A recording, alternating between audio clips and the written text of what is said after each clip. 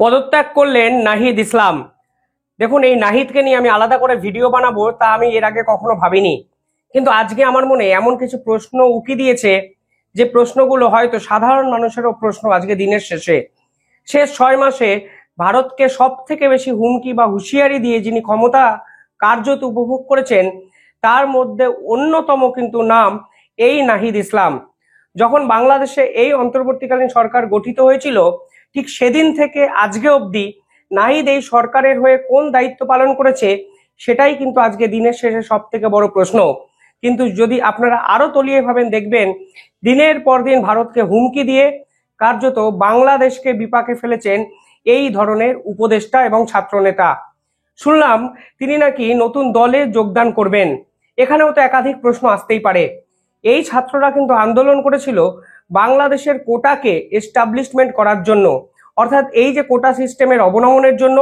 কিন্তু পরবর্তীকালে দেখা যায় এই নাহিদদের দ্বারা একাধিক মানুষ এদের আবেগে বশবর্তী হয়ে হাসিনা বিরোধী আন্দোলনে যোগ দিলেন। আজকে দিনের আলোর মতো পরিষ্কার হয়ে গেছে, অন্তত ডোনাল্ড ট্রাম্প এবং ইলন মাস্ক এই ধরনের ছাত্র নেতাদের কিন্তু আন্তর্জাতিক স্তরে এক্সপোজ করে দিয়েছেন। ইলন মাস্কের এই রিপোর্টে পরিষ্কারভাবে উল্লেখ করা আছে, সেদিন কিন্তু প্রায় 13 জন ছাত্রের ইন্ডিভিজুয়াল ইন্টারভিউ নেওয়া হয়েছিল।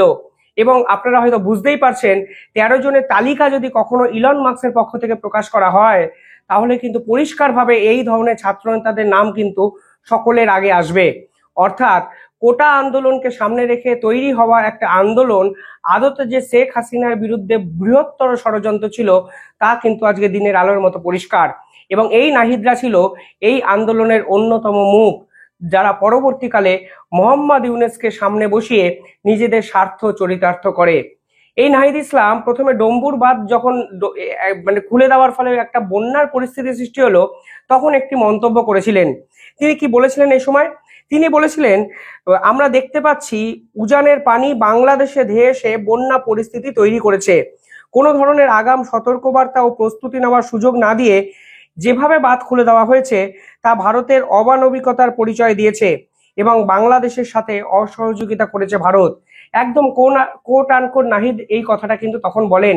এর পরবর্তীকালে ত্রিপুরার মুখ্যমন্ত্রী স্বয়ং এ বিষয়ে মুখ খুলে বলেন, আপনি দয়া করে প্লিজ ভারতে আসুন, আপনাকে আমি নিজে গাড়ি করে এই ডম্বুরবাদ এলাকা ঘুরে দেখাবো।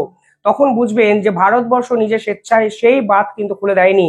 বাঁধের জল এতটাই মানে যে সময়সীমা ছিল, মানে যে যে ঊর্ধ্বসীমা ছিল, তার উপরে চলে যায় বলে অটোমেটিকলি বাঁধ খুলে গেছে।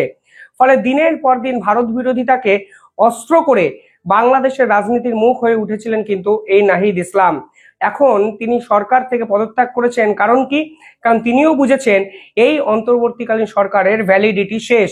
যেভাবে আন্তর্জাতিক মহল এই সরকারকে কার্যত উলঙ্গ করে দিচ্ছে, তাতে যে এই সরকার সম্পূর্ণভাবে ব্যর্থ, তা কিন্তু এই নাহিদের মতো বুদ্ধিমান ছাত্র সহজেই বুঝে গেছেন। এবং এই সরকার ব্যর্থ হলে তার দায় কিন্তু তার কাঁধে এসেও পড়বে, এবং এই দায় তিনি নেবেন না বলে তিনি আগাম পালিয়ে বাঁচতে চাইছেন। অনেকে বলছেন ছাত্ররা একটি নতুন দল তৈরি করছে।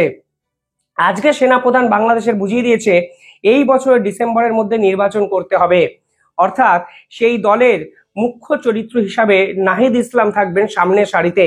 মানে আপনারা দেখুন, এই যে ট্রানজিশনটা শুরু হয়েছিল কোটা আন্দোলনকে সামনে রেখে, কোটা আন্দোলন সামনে রাখার পরে শেখ হাসিনাকে তার মসনদকে ছাড়তে হলো।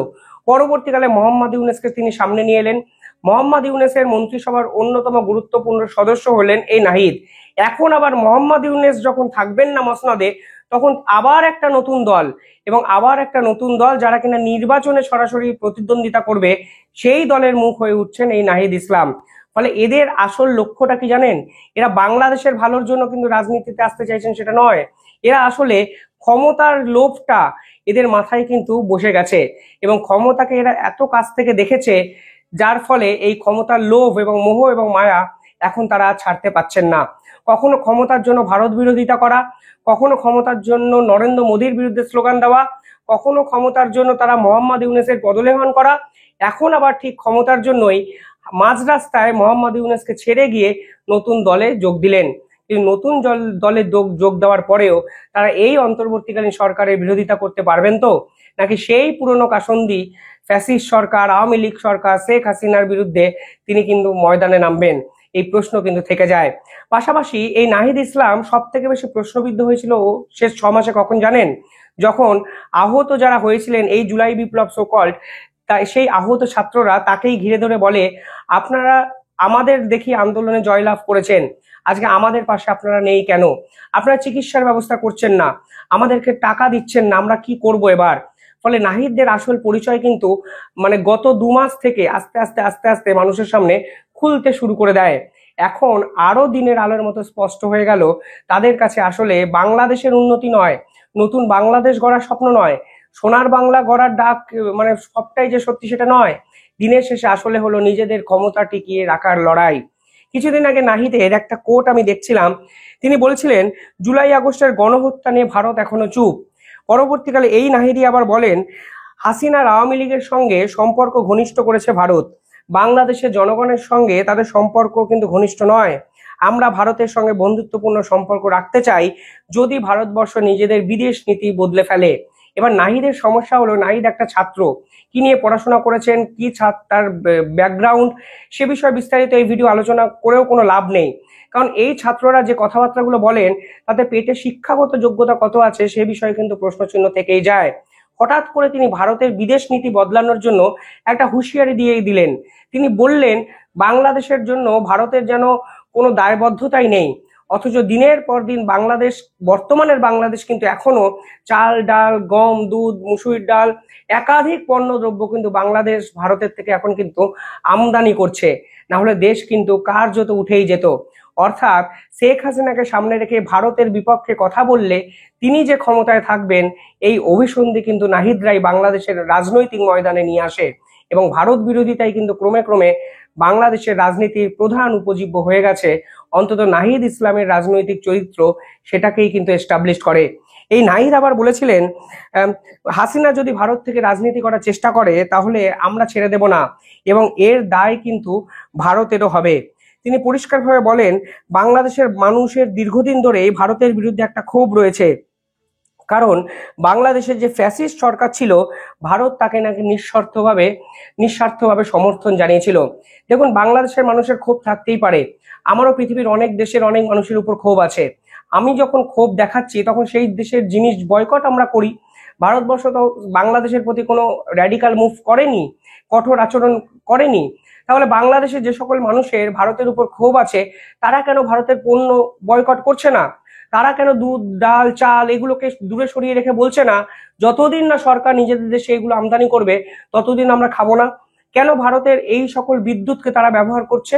তারা কেন বলছে না এই সকল বিদ্যুৎ আমরা ব্যবহার করব না যতক্ষণ না আমাদের দেশের বিদ্যুৎ কোম্পানি আমাদের ঘরে ঘরে লোডশেডিং এর সময় বিদ্যুৎ পৌঁছে দেবে? অর্থাৎ বাংলাদেশের মানুষের আসলে কিছু বলছে না, বলছে এই সকল নাহিদের মতো ছাত্র নেতারা, যারা মানুষকে সামনে রেখে শুধুমাত্র শেষ 6 থেকে 8 মাস রাজনীতি করে গেলেন। এই ভিডিও আমি সত্যি বানাতাম না যদি তিনি ভারতকে উদ্দেশ্য করে এই ধরনের কথাবার্তা না বলতেন। কিন্তু আজকে দিনের শেষে আপনারা বুঝতে পারছেন তো এই নাহিদরা বাংলাদেশের ভালো করতে চাননি। যদি ভালো করতে চাইতেন তাহলে উপদেষ্টা পদে অন্তত ওনাকে যে ডিপার্টমেন্ট দেওয়া হয়েছে সেই তথ্য সম্প্রচার এবং ডাক বিভাগ হোয়াটএভার, সেই ডিপার্টমেন্টে বসে তিনি আগামী 6 থেকে 8 মাস মানে গত 6 থেকে 8 মাস কি কাজ করেছেন তার রিপোর্ট আগামী 6 মাসে অন্তত মানুষের সামনে তিনি প্রকাশ করুক। তিনি তো মানুষের ট্যাক্সের টাকায় বেতন নিয়েছেন, মানুষের ট্যাক্সের টাকায় তিনি মন্ত্রিসভার যাবতীয় সুযোগ সুবিধা উপভোগ করেছেন। তাহলে গত 6 মাস তিনি বাংলাদেশের জন্য কি কাজ করেছেন সেইটা কেন তিনি প্রকাশ করবেন না? সেটা শ্বেতপত্র হিসাবে মানুষকে জানাক, সেই ছাত্রদের জানাক যারা এই নাহিদদেরকে সামনে রেখে দিনের পর দিন হাসিনা বিরোধী চক্রান্তে সামিল হয়েছেন। আর আদতে দিনের শেষে যদি আপনি না পারেন তাহলে অন্তত মাইকের সামনে এসে বলুন আমি শেষ 6 মাসে কিছুই করিনি, শুধুমাত্র ভারত বিরোধিতা করে আপনাদের আবেগকে কাজে লাগিয়ে মসনদে বসেছিলাম। নাহিদের ভবিষ্যতের রাজনৈতিক জীবন কি হবে আমি জানি না, কিন্তু দেখুন ধূমকেতুর মতো যাদের উত্থান হয় তাদের হারিয়ে যাওয়াটাও কিন্তু ধূমকেতুর মতোই হয়। রাজনীতি এতটা সহজ জিনিস নয়। নাহিদরা বারবার ক্ষমতার চেয়ারগুলো শুধু বদলান, কিন্তু আসলে ক্ষমতার চেয়ার বদলাতে বদলাতে বদলাতে বদলাতে একদিন দেখবেন চেয়ারটাই আর পড়ে নেই। সো নাহিদ ইসলাম রাজনৈতিক ময়দানে একা দাঁড়িয়ে আছেন। ভারত বিরোধিতা করা যদি রাজনীতি হয় তাহলে এই রাজনীতির ভবিষ্যৎ কি, সেই প্রশ্ন কিন্তু নাহিদ ইসলামদের জন্য আমি রেখে গেলাম। আপনারা কি ভাবছেন কমেন্টে জানাবেন। ধন্যবাদ।